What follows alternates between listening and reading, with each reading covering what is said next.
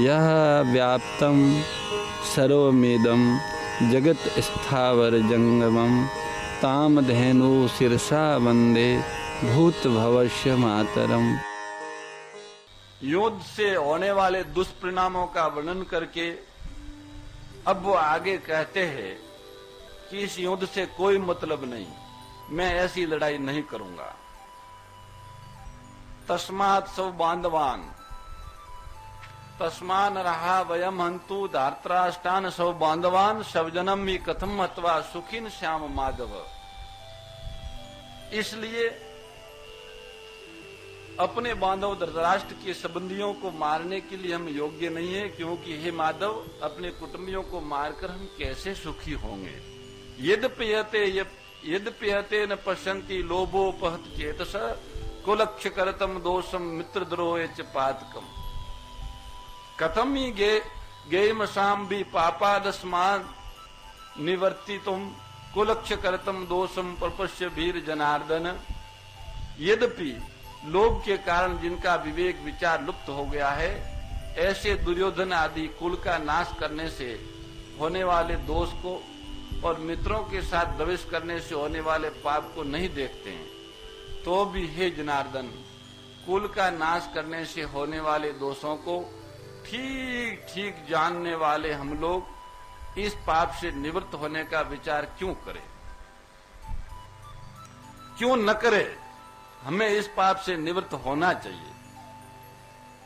जहां लड़ाइयां होती है वहां संपत्ति शक्ति का नाश होता है, तरह तरह की चिंताएं और आपत्तियां आ जाती है, दो मित्रों में भी आपस में खटपट मच जाती है, मनोमालिन्य हो जाता है, कई तरह का मतभेद हो जाता है। मतभेद होने से वैरभाव पैदा होता है। जैसे द्रुपद और द्रोण दोनों बचपन से मित्र थे, परंतु राज्य मिलने से द्रुपद ने एक दिन द्रोण का अपमान करके उस मित्रता को ठुकरा दिया।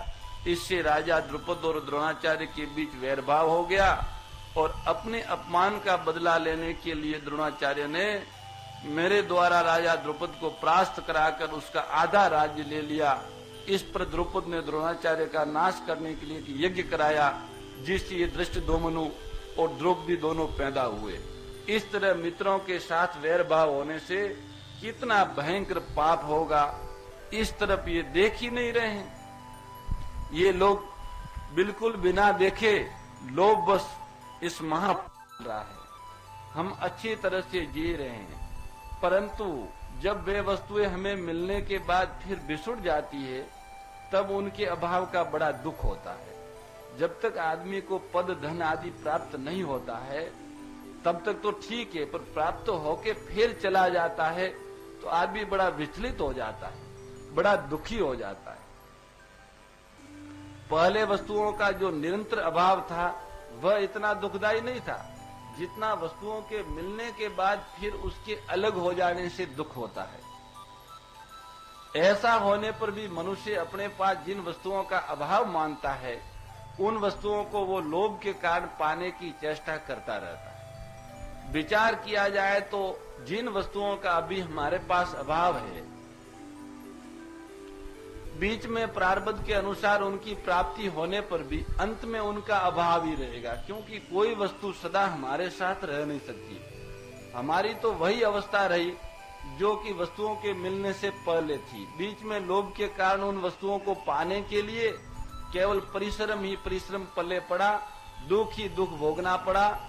बीच में वस्तुओं के संयोग से जो थोड़ा सा सुख हुआ वह तो केवल लोभ के कारण हुआ।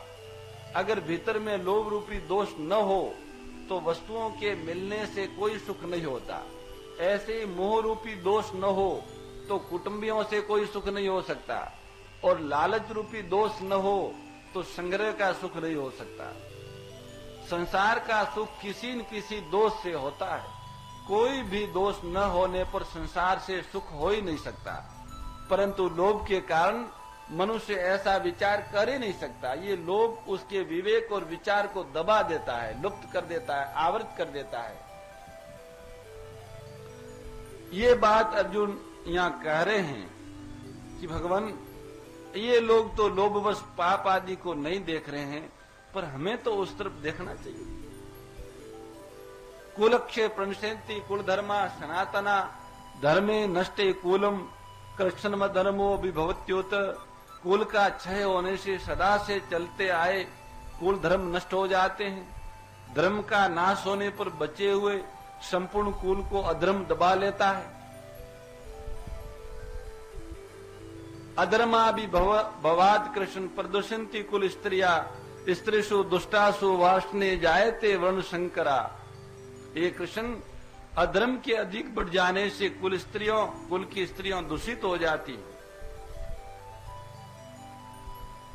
धर्म का पालन करने से अंतकरण शुद्ध हो जाता है। अंतकरण शुद्ध होने से बुद्धि सात्विक बन जाती है और सात्विक बुद्धि में क्या करना चाहिए क्या नहीं करना चाहिए इसका विवेक रहता है मनुष्य में। परंतु जब कुल में अधर्म बढ़ जाता है तब आचरण अशुद्ध होने लगते हैं, जिससे अंतकरण भी अशुद्ध हो जाते हैं। जैसा आचरण होता है, जैसा व्यवहार होता है, ऐसे ही मन बुद्धि आदि भी हमारे बन जाते हैं। खान पान रहन सहन के अनुसार ही स्थूल और सूक्ष्म शरीर का निर्माण होता है। अगर हमारा खान पान रहन सहन शुद्ध सात्विक और पवित्र है तो हमारा शरीर भी समस्त शुद्ध सात्विक, मन भी पवित्र और शुद्ध रहेगा, बुद्धि भी तीक्ष्ण रहेगी, उसमें विवेक जगा हुआ रहेगा। आचरण अशुद्ध हो गए तो सब कुछ अशुद्ध हो जाएगा।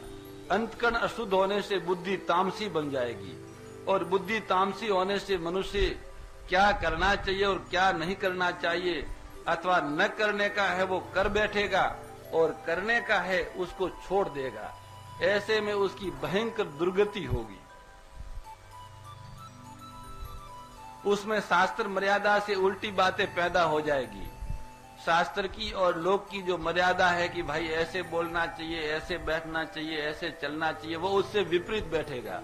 क्यों? वो उससे विपरीत चलेगा, वो उससे विपरीत बोलेगा, क्योंकि उसकी बुद्धि उल्टी है, तामसी है। तामसी बुद्धि हर बात को विपरीत करती है, ढंग से नहीं करती, उससे उल्टा करती है।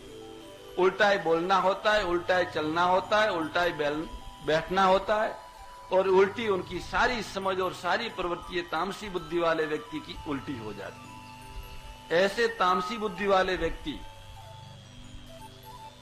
अपनी विपरीत बुद्धि से अपने सारे कुल को और अपनी स्त्रियों को भी दूषित और व्यभिचारिणी बना देते हैं और जिससे उनकी आगे की संतान वर्णशंकर पैदा होती है। वह वर्णशंकर संतान उनको और उनकी बहुत बड़े आगे पीछे के कुल को भयंकर नरकों में अधोगति में ले जाते हैं। क्योंकि जब पवित्र कुल में पवित्र लोग नहीं होंगे तो भैया शास्त्र की जो मर्यादा है वह नष्ट हो जाएगी। हमारे जो पितृ है शंकरो नरकाएव कुल घना नाम कुलशच पतंती पितरो येषा लुपुत पिंडोदक क्रिया। वर्ण शंकर कोई अपने पितरों को तृप्ति नहीं कर सकते हैं क्योंकि उनका अपने पितरों के साथ संबंध होता ही नहीं। वो मान लो दिखावे के लिए कर भी ले तो वो पितर उनके दिए हुए उस तर्पण को ग्रहण नहीं करेंगे। वर्ण मिश्रण से पैदा हुआ वर्णशंकर संतान धार्मिक बुद्धि नहीं होती उसमें, वह मर्यादाओं का पालन नहीं करता, वह अधार्मिक होता है। उसका उठना बैठना चलना खाना पीना सब अधार्मिक होता है। उनके अंदर तामसी अहंकार होता है, तामसी समझ होती है।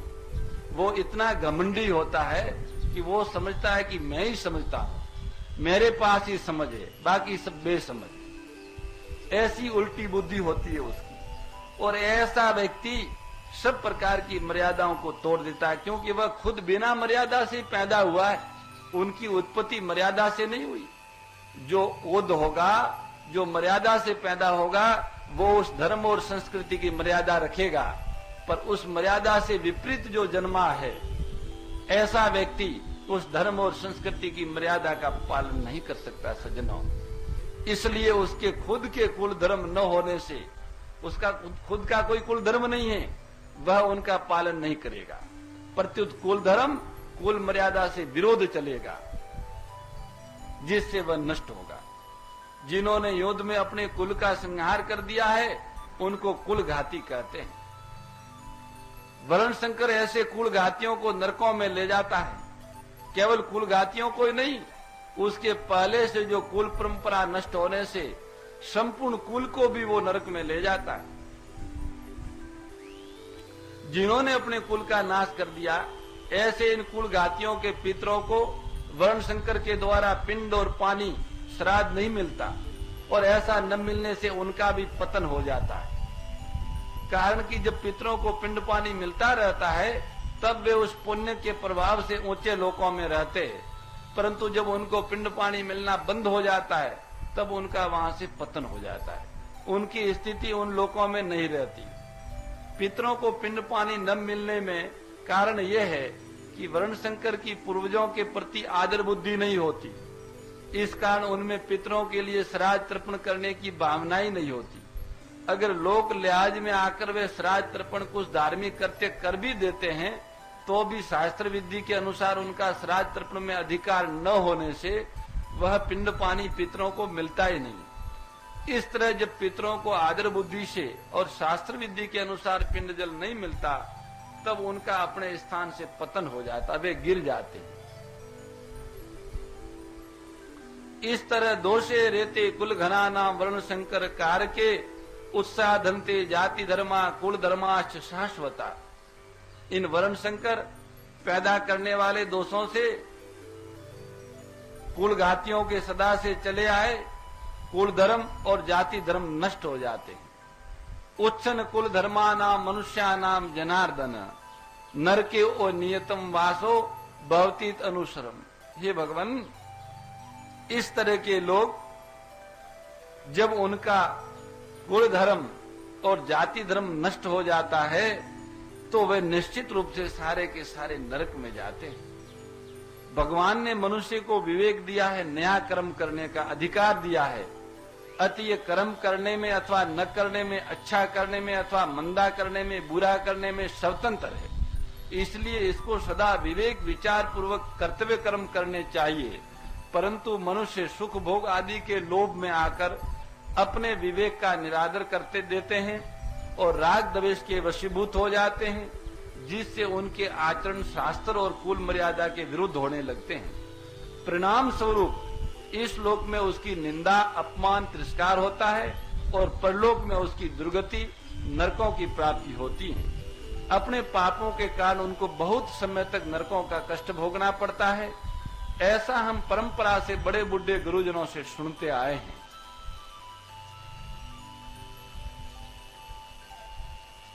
अब ये इतनी सारी बातें जो अर्जुन ने कही भगवान के सामने युद्ध न करने के विरुद्ध में, उस बातों का अर्जुन के खुद के ऊपर क्या प्रभाव पड़ा वह आगे के श्लोक में अर्जुन बताते हैं।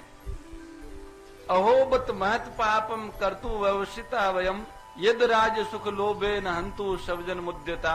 ये बड़े आश्चर्य और खेद की बात है कि हम लोग बड़ा भारी पाप करने का निश्चय कर बैठे हैं, जो कि राज्य और सुख के लोभ से अपने सज्जनों को मारने के लिए तैयार हो गए। ये दुर्योधन आदि दुष्ट बुद्धि हैं, इनकी धर्म पर दृष्टि नहीं है, इन पर लोभ सवार हो गया है, इसलिए ये युद्ध के लिए तैयार हो जाए तो कोई आश्चर्य की बात नहीं। परंतु हम लोग तो धर्म अधर्म, कर्तव्य अकर्तव्य, पुण्य पाप को जानने वाले हैं। ऐसे जानकार होते हुए भी अनजान मनुष्यों की तरह हम लोगों ने बड़ा भारी पाप करने का निश्चय विचार कर लिया। इतना ही नहीं, युद्ध में अपने सज्जनों को मारने के लिए हम अस्त्र शस्त्र लेकर तैयार हो गए। ये हम लोगों के लिए बड़े भारी आश्चर्य की और खेद की बात है, दुख की बात है। ये सर्वथा अनुचित बात है।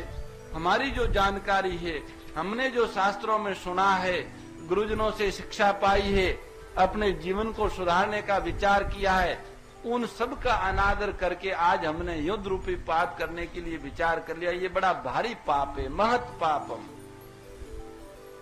भयंकर पाप है। अब यहां ये कहते हैं कि ये सारा कैसे हो सकता है, ऐसा नहीं कर सकते। यदि माम प्रतिकारम शस्त्रम शस्त्र पाणीय धातराष्ट्रणे अनुस्तन में क्षेमतर भवेत। अगर ये हाथ में शस्त्र अस्त्र लिए हुए धृतराष्ट्र के पक्षपाती लोग युद्ध भूमि में सामना न करने वाले शस्त्र रहित मुझे मार भी दे तो भी वह मेरे लिए बड़ा हितकारक होगा, पर मैं युद्ध नहीं करूंगा। अब अर्जुन ये कहते हैं कि अगर मैं युद्ध से सर्वथा निवृत्त हो जाऊंगा तो शायद ये दुर्योधन आदि भी युद्ध से निवृत्त हो जाए, कारण कि हम कुछ चाहेंगे नहीं, लड़ेंगे भी नहीं, तो फिर ये लोग लड़ाई क्यों करेंगे।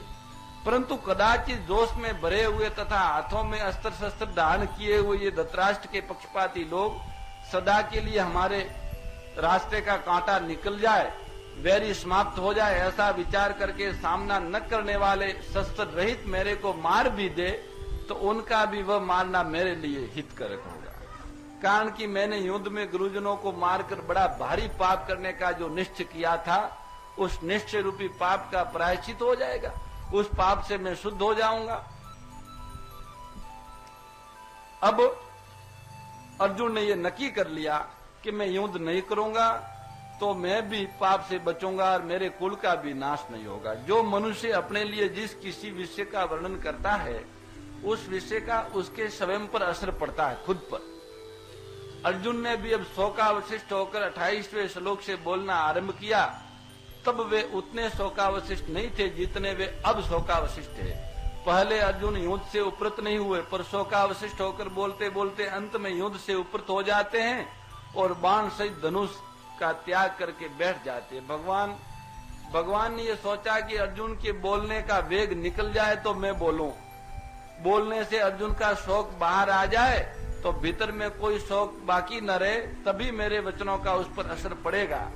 अत भगवान बीच में चुप रहे, कुछ नहीं बोले। यहाँ टीकाकार ने एक विशेष बात इस 46वें श्लोक के बाद में कही है, और शायद हमारा समय भी पूरा होने आया है सत्संग का, इसलिए हम इस विशेष बात के बाद आज के इस सत्संग कार्यक्रम को यहाँ ही विराम देंगे। विशेष बात में टीकाकार कहते हैं कि अब तक अर्जुन ने अपने को धर्मात्मा मानकर युद्ध से निवृत्त होने में जितनी दलीलें युक्तियां दी है, संसार में रचे पचे लोग अर्जुन की उन दलीलों को ठीक समझेंगे और आगे भगवान अर्जुन को जो बातें समझाएंगे उनको वे ठीक नहीं समझेंगे। इसका कारण यह है कि जो मनुष्य जिस स्थिति में है, जहां बैठा है, उसको उसी स्थिति की, उसी श्रेणी की बातें ठीक लगती हैं। उससे ऊंची श्रेणी की बात वे समझ नहीं सकते। अर्जुन के भीतर मोह है कुटुंब का, और उस मोह से आविष्ट होकर वे धर्म की, साधुता की बड़ी बड़ी अच्छी अच्छी बातें कह रहे हैं, पर वास्तव में ये सब मोह को लेकर है। आज तक अर्जुन ने इतनी बड़ी बड़ी लड़ाइयां की और हजारों लाखों लोगों को मार दिया, तब तो उन्होंने कभी ये साधुता की बात की नहीं, क्योंकि उनसे कोई संबंध न होने से उनसे मोह नहीं था, और इनसे मोह है। तो आज इनका ये मोह, कौटुंबिक मोह जागृत होकर इन्हें बड़ी बड़ी धर्म की और साधुता की बातें करवा रहा है। जिन लोगों के भीतर कौटुंबिक मोह है उन लोगों को अर्जुन की बातें अच्छी लगेगी, परंतु भगवान की दृष्टि जीव के कल्याण की तरफ है। उसका कल्याण कैसे हो, भगवान की इस ऊंची श्रेणी की दृष्टि को वे लोग नहीं समझ सकते हैं जिनकी दृष्टि लौकिक है। अतः भगवान की बातों को ठीक नहीं मानेंगे, प्रत्युत ऐसा मानेंगे कि अर्जुन के लिए युद्ध रूपी पाप से बचना बहुत ठीक था, पर भगवान ने उनको युद्ध में लगाकर ठीक नहीं किया, ऐसा मानेंगे। वास्तव में भगवान ने अर्जुन से युद्ध नहीं कराया, प्रत्युत उनको अपने कर्तव्य का ज्ञान कराया। युद्ध तो अर्जुन को कर्तव्य रूप से अपने आप प्राप्त हुआ था। युद्ध का विचार तो अर्जुन का खुद का ही था। वे स्वयं युद्ध में प्रवृत्त हुए थे, तभी वे भगवान को निमंत्रण देकर लाए थे, परंतु उस विचार को अपनी बुद्धि से अनिष्टकारक समझकर वे युद्ध से विमुख हो रहे हैं, अपने कर्तव्य के पालन से हट रहे हैं। इस पर भगवान ने कहा कि ये जो तू युद्ध नहीं करना चाहता, ये तेरा मोह है। अतः समय पर जो कर्तव्य अपने आप प्राप्त होता है और उससे संसार का हित होता हो, उसका त्याग नहीं करना चाहिए। कोई बद्री नारायण जा रहा था, परंतु रास्ते में उसे दिशा भ्रम हो गया। उसने दक्षिण की ओर उत्तर की ओर दक्षिण समझ लिया, अथवा बद्रीनारायण की तरफ न चलकर वापस उल्टा हरिद्वार की तरफ आने लगा।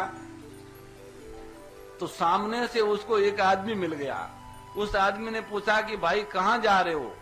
तो वो बोला कि बद्री नारायण। तब उस आदमी ने कहा कि भाई बद्री नारायण इधर नहीं है, उधर है, आप तो उल्टे जा रहे हैं। अतः वह आदमी उसको बद्रीनारायण भेजने वाला नहीं हुआ, किंतु उसको दिशा का ज्ञान कराकर ठीक रास्ता बताने वाला हुआ। ऐसे ही भगवान ने अर्जुन को अपने कर्तव्य का ज्ञान कराया, यूं तो नहीं कराया। अर्जुन अपना कल्याण चाहते थे, अर्जुन ने अपना श्रेय पूछा था, और भगवान ने अर्जुन को अपना श्रेय और कल्याण जिसमें होता है वो ही रास्ता बताया। शब्दों को देखने से अर्जुन के मन में ये बात आई थी कि मैं युद्ध नहीं करूंगा, पर भगवान का उपदेश सुनने पर अर्जुन ने ऐसा नहीं कहा कि मैं युद्ध नहीं करूंगा, किंतु ऐसा कहा कि मैं आपकी आज्ञा का पालन करूंगा। करिष्ये वचनम तव, तो अपने कर्तव्य का पालन करूंगा। अर्जुन की इन वचनों से यही सिद्ध होता है कि भगवान ने अर्जुन को अपने कर्तव्य का ज्ञान कराया। वास्तव में युद्ध होना असंभावी था, क्योंकि सबकी आयु समाप्त हो चुकी थी, इसको कोई भी टाल नहीं सकता था। स्वयं भगवान ने विश्व रूप दर्शन के समय अर्जुन से कहा कि मैं बढ़ा हुआ काल हूं और सबका संहार करने के लिए यहाँ आया हूं। तेरे युद्ध के किए बिना ये विपक्ष में खड़े योद्धा लोग बचेंगे नहीं, और तेरे पक्ष के भी बहुत से लोग मारे जाएंगे। इसलिए नरसंहार असंभावी होनार था। ये नरसंहार अर्जुन युद्ध न करते तो भी होता। अगर अर्जुन युद्ध नहीं करते तो जिन्होंने मां की आज्ञा से द्रौपदी के साथ अपने सहित 5 भाइयों का विवाह करना स्वीकार कर लिया था, वे युधिष्ठिर तो मां की युद्ध करने की आज्ञा से युद्ध अवश्य करते, भीमसेन भी युद्ध करते। तो कौरवों को मारने की प्रतिज्ञा भीम पहले ही कर चुके थे। इस तरह लड़ाई तो होनी थी। होनहार को रोकना मनुष्य के हाथ की बात नहीं है, परंतु अपने कर्तव्य का पालन करके मनुष्य अपना उद्धार कर सकता है। कर्तव्यच्युत होकर अपना पतन कर सकता है। तात्पर्य यह है कि मनुष्य अपना इष्ट अनिष्ट करने में स्वतंत्र है। इसलिए भगवान ने अर्जुन को कर्तव्य का ज्ञान कराकर मनुष्य मात्र को उपदेश दिया है कि उसे शास्त्र की आज्ञा के अनुसार अपने कर्तव्य के पालन में तत्पर रहना चाहिए। उससे कभी च्युत नहीं होना चाहिए, गिरना नहीं चाहिए। जो हम कर सकते हैं, जिसे करना चाहिए, जो करने की शक्ति हमारे में है और जो करने से किसी की हानि नहीं है, मानी दूसरों का हित है, ऐसे कर्तव्य पालन करने के लिए ही हमें मनुष्य शरीर मिला है। और इस तरह के कर्तव्य पालन मोर मुकुट बंशी वाले की जय, गौ माता की जय। नारायण नारायण नारायण, जय गौ माता, जय गोपाल।